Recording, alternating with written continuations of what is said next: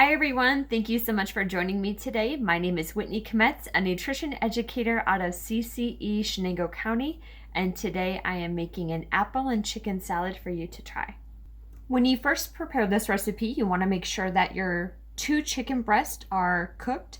Using a skinless chicken breast would be best appropriate. So I have my 2 chicken breasts that have been cooked, and then I kind of shredded, diced it a little bit just to have a little bit more texture in here. And then the best part about this is it's super quick and easy to assemble. So I have 2 apples, an apple, of choice that you have at home. I have my 2 apples that I have diced. I'm going to throw in here. And then I have 2 celery stalks that have been chopped and diced. Okay. Then I have half a cup of raisins. Raisins are a nice dried fruit to add in here. So it's nice because we're getting more color in here. We have the celery, the apples, the dried raisins. So we're adding a lot of color and also a lot of different food groups. Now we're going to be adding in a quarter cup of mayonnaise.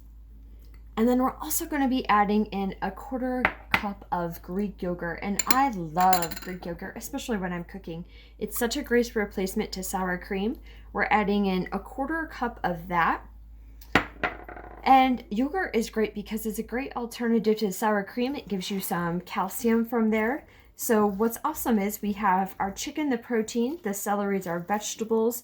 We have 2 fruits. We have the apples and also the raisins. The dairy is considered our calcium. And best yet, if you wanted to, instead of serving this with lettuce, you could serve it with a whole grain cracker or a whole wheat wrap. And that would be a great way to get all 5 food groups in there.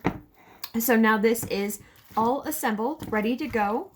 And the last 2 ingredients that we have here is a quarter teaspoon of salt and then an 1/8 of a teaspoon of black pepper, just to lightly season this a little bit.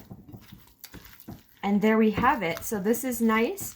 And I have some lettuce that I'm going to be serving mine with today. So I have my little lettuce here, and then I like to just put it in and have little lettuce wraps. So I can wrap these up and have them, or just eat them like this. It's a great way to really cut down on some of those carbs. And also, you're having a vegetable in here too, which is great. So thank you so much, everybody. I hope everybody has a wonderful day. Take care.